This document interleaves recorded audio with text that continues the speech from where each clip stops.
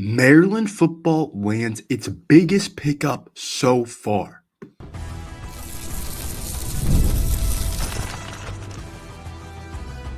You are Locked On Terps, your daily podcast on the Maryland Terps, part of the Locked On Podcast Network. Your team every day.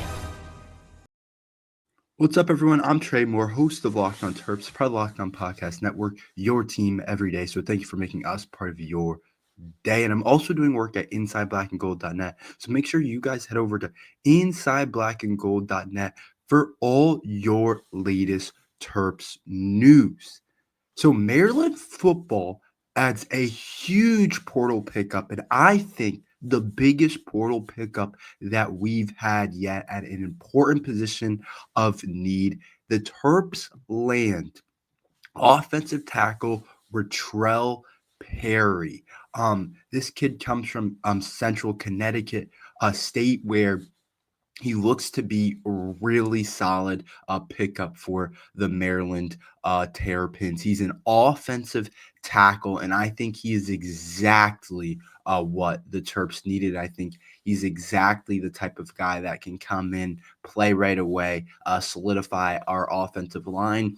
He was one of the top left portal offensive tackles out there, and he had plenty of other interests from big-time schools that wanted him, like Bama, Florida State. Like, there was a lot of different schools that wanted this Perry kid.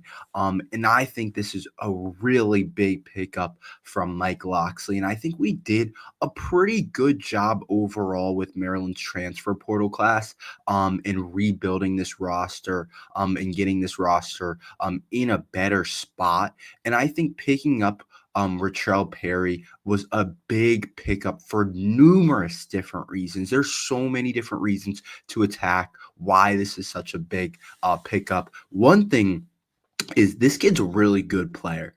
I think over the last couple of years, he's rated as the best offensive line pickup that we've gotten out of the portal. I feel like a lot of the offensive linemen that we've recruited out of the portal, a lot of the guys that we've gotten out of the portal aren't quite they're decent players, don't get me wrong, but they're not quite as good as we probably would want them to be. They're not as high level players as we probably want them to be. And it ends up we're kind of sticking together like mediocre players across the offensive line. But this kid, I think, has a chance to be a really good player for Maryland football. And the fact that a lot of big schools wanted him tells me a lot of what I need to know about this kid and how the type of player that he is and everything. So I do think this kid is going to come in and help. And he also has a really cool physical archetype. This guy's huge. There's no other way to describe it. He's huge. 6'7", 323 pounds. This kid's a unit. This kid, he's got some meat on him. And I know, obviously, Big Ten offensive linemen are going to be big guys, but I think some of our guys have been on the smaller side over the last couple of years. Like, a lot of the Maryland offensive line hasn't been as big as you may want. Especially your tackles. Sometimes those guys are undersized. But this guy at 6'7", 325 at offensive tackle for us could be a problem. And then also the fact that he's that big, you probably feel good about him playing guard. Another problem that I'm going to talk about. But I really think what I read about this kid, what they're writing about this kid, is this was a high level portal pickup. A lot of schools were on him. So I do think he's going to be a starter for Maryland. I think he's going to be a good starter. I'm not going to say he's going to be amazing. I'm not going to say he's going to be great, but I think he's going to be a good starter for Maryland football. And the importance of that, I can't even begin to state. Last year, obviously, our offensive line, I thought, was the worst unit in the Big Ten.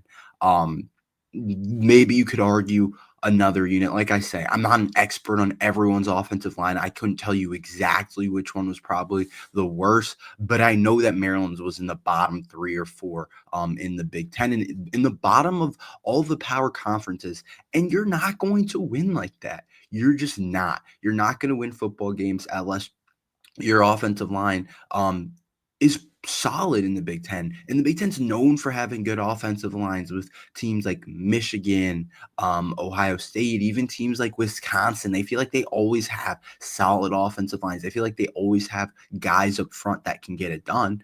And Maryland just hasn't had that over the last couple of years. And we've figured out a way to still score points on offense, even with having bad offensive lines. We've had to do it more creatively. We've had to do it in different ways sometimes. We throw the football too much sometimes, but you got to give credit for as poor as the offensive line has been. Mike Locksley has been able to generate some points. But as we continue to go on, that's not a path that we want to take. That's not a path that we want to go on. We don't want to just be like, oh, it's going to be a poor offensive line, but Malik Washington will be all right out there. He's mobile. He's more mobile than what Talio was. I'd say he's about similar mobility as Billy Edwards was. You want guys that can block, that can give us time. And that leads me to my next point. Malik Washington.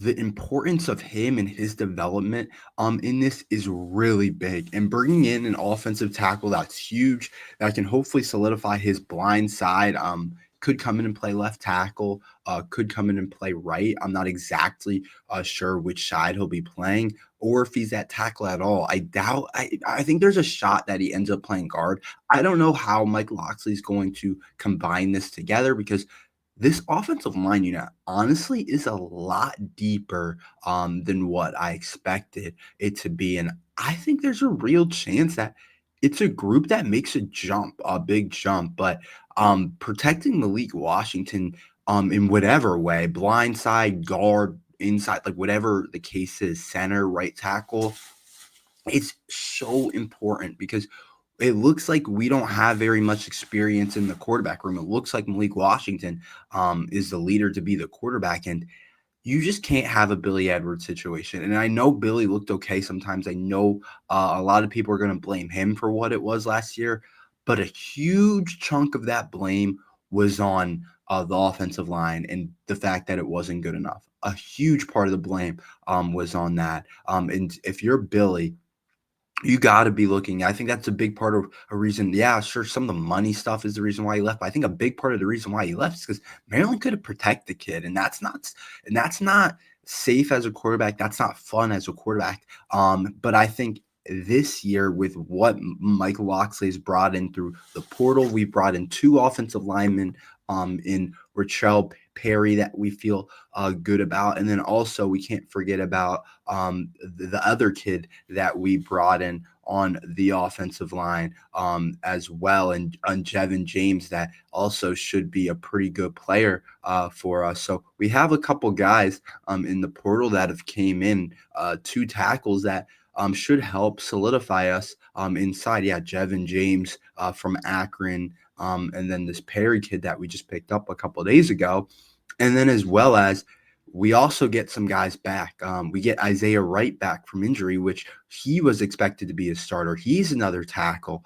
And then we also get both of our tackles back for next year. Andre Roy is back. Alan Heron is back. So you start to look at it and you start to say, there's going to be a big competition for Maryland's offensive line. And you forget we have some of these younger guys like Ryan Howerton, Terez Davis, Michael Hershey, Tamaris Walker, that all look good last year in terms of being freshmen and being thrown in there as freshmen. I thought they all look solid.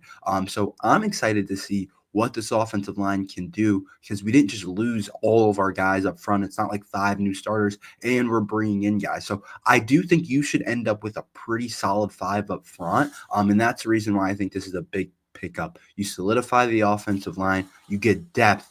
We know there's probably going to be injuries. As much as we hate for that to happen, as much as you don't want it to happen, just realistically, there's probably going to be some injuries up front.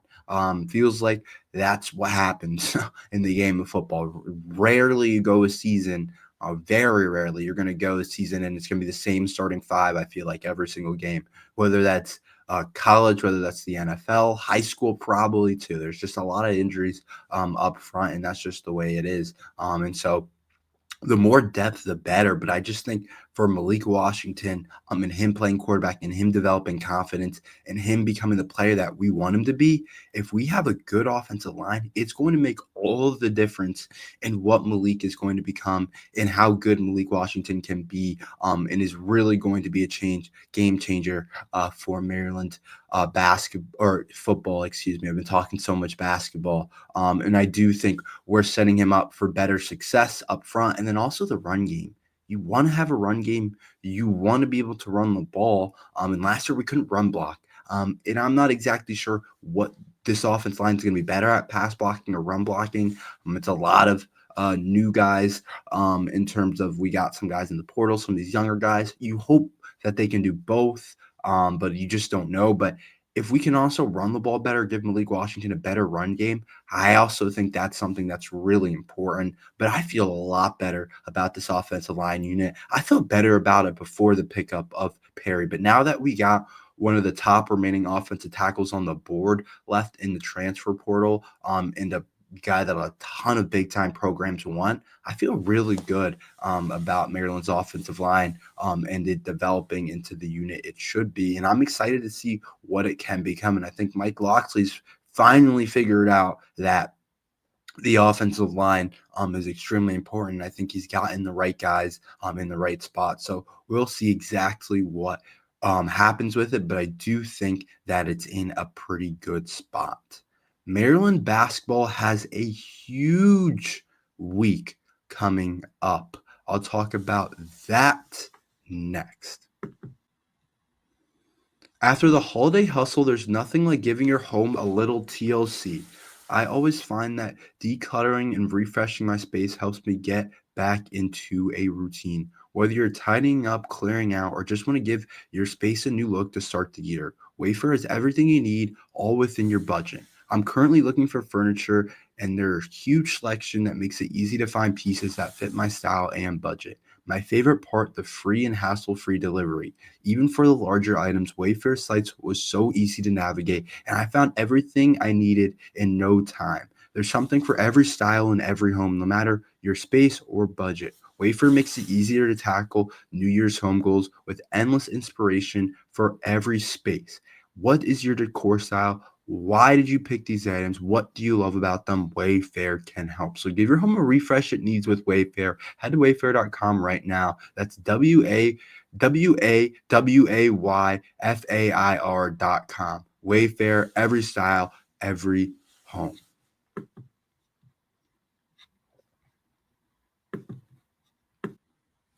Maryland basketball actually has a huge week of games coming up this week, and they're all extremely important for the Terps. I know we got a win against Minnesota on Monday, an expected win, a team that we were expected to blow out. We ended up winning by, what was it, 6, which is fine. You're going to have those types of games. Minnesota shot the ball way better than they're usually going to shoot it, and things like that can happen. But you still have a humongous week to continue to go on, and you can make this Maryland basketball's best week so far of the season with 2 more games left, a busy week of basketball. We're really in the thick of the schedule and everything. But tomorrow they get Northwestern, which we'll address tomorrow. We'll talk about tomorrow at 9 o'clock at Northwestern. I guess it's late because Northwestern's on Central Time, so I guess that's really 8 o'clock there. But a little bit of a late game, but still a really intriguing matchup on Thursday, and it could be a huge road win for the Terps. And then you also get Nebraska on Sunday at 12, both which I think are really important for the Terps to win. Both I think are going to make a big difference in how these 2 games or how this year goes, is based on how you can perform in this little 2-game skid. I think there's no reason to believe that Maryland can't go 2-0 in these games. I've seen both teams play. I would argue that Maryland's the better team in both matchups. But where Maryland currently stands in the Big Ten, I think we're in not a bad spot at all right now. We're 3-3. We're about middle of the pack right now, which is exactly what 3-3 will get you. But we do play 2 teams that are currently on the lower side of the Big Ten. So we can easily get to 5-3 after this road trip. And that will put us in a really good spot. One, for our resume, getting 2 wins against Northwestern and Nebraska are just 2 solid wins that you're just going to want to have later on. Don't make it harder than it has to be later on the season. Don't make it so we're a bubble team. Get these types of wins. Beat Northwestern, a team that you're better than on the road. That's 1-4 so far this season. That hasn't looked that great, to be honest. The Northwestern basketball team hasn't looked that great for a large part of the season. They haven't done a great job. So you have a chance to get to an easy win on Thursday. They just lost to Michigan State by 10. They got crushed by Purdue. They lost to a Penn State team that I don't even think is all that great. They did have a big win over Illinois. That's their one Big Ten win. So you never know what can happen. They lost to Iowa. But this is a Northwestern team that you should beat, a team that you're better than. And I do think it could be huge to move to 4-3 in conference. And then I've seen Nebraska play as well. Nebraska has a good basketball team. That's certainly true. They have a solid team for sure. But I think that's another team that you should be able to beat, especially because it's at home. And we know Maryland basketball at home is much better than what they are on the road. So I do think that's another team that Maryland should be able to handle at home. And I think it's a big road trip for Maryland or a road trip on Thursday to the Chicago area against Northwestern. I was just over there not too long ago. Really nice city and everything. But you want Maryland to get this one done at Northwestern, and then you can focus on Nebraska. And if you take the Nebraska loss at home, then it's not the end of the world, but it's like we've been gotten used to winning games at home. So I do think this is a stretch that could really make the difference in the season, believe it or not. Because let's say Maryland goes 1-1, and that's probably going to be at the worst. You can't go worse than 1-1. I'm just going to say that. If you go worse than 1-1, then that's just not good enough. 0-2 on this 2-game skid isn't good enough on this week. If you go 1-1, you put yourselves at what? 4-4 in the conference. Like, that's still fine. You're still in a decent spot. But if you go 2-0 and get to 5-3 in conference, then you really have a chance to compete to actually win the conference. I think if you get to 5-3, because some of these teams are going to start to lose. You still have a chance to play Michigan State and Michigan and Illinois, who are 3 of the top 4 teams in the conference. And you get to play Wisconsin still and Indiana still, all teams that are above you. So you still have a chance to take down a lot of teams that are ahead of you. But some of these teams are also going to lose, and it's going to start evening itself out. And if Maryland's looking at themselves at 5-3 after this road trip, then I think they can be as high as top 4 in the conference. So I do think there's a huge opportunity for Maryland basketball to be able to do that. I think they just have to take advantage of it. And I'm looking forward to see if they're able to do that, if they're able to get to 5-3. But I do think they're going to. That's my prediction. I do think Maryland basketball will be able to get to 5-3 overall. But this is a huge week. Like this could change if you have an opportunity at the end to potentially win the Big Ten regular season, or have a really high seeding in the Big Ten tournament or something like that, or if you're just going to be a middle-of-the-pack team the entire year. I really do believe that this could change a lot of that. Let's talk about Derik Queen versus Dylan Harper. Derik Queen might have a chance now to win Big Ten Player of the Year. I'll talk about that next.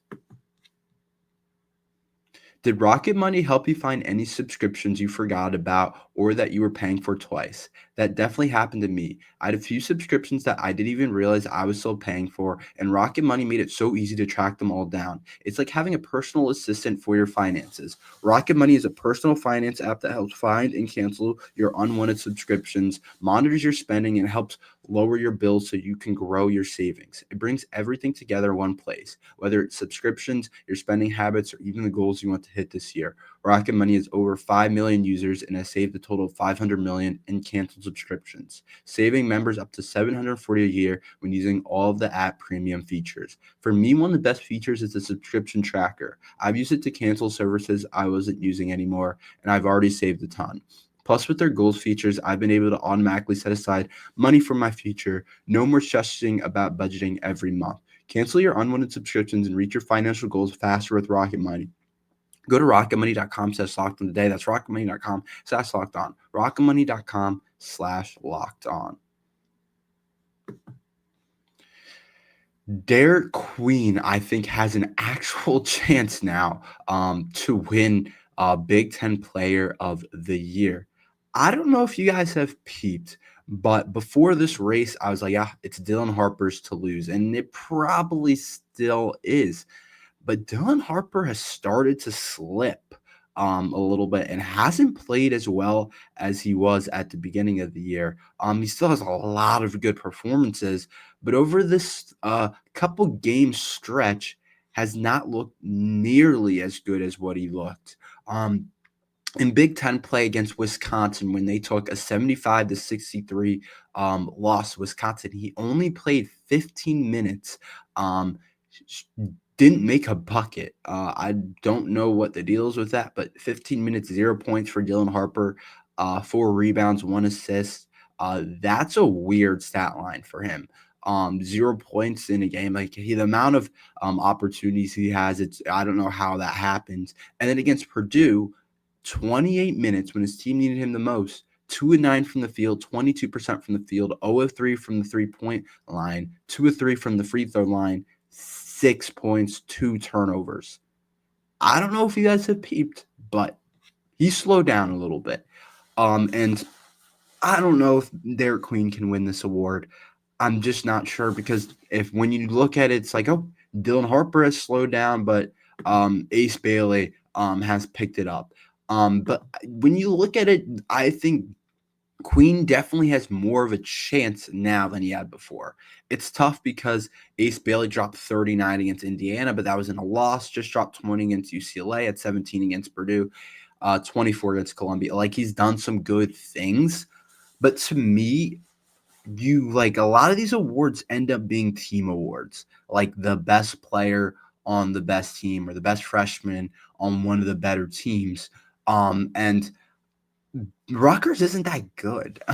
They're not that good, and I know their freshmen are putting up stats, but I don't think they're that great this year in terms of the team. And so they're able to do more. They're 2-4 in Big Ten, but they're 9-8 overall. I had a prediction. I said they're not going to be as good as people think going into the year with those two freshmen. What were they ranked 25th to start the year? It's like, no.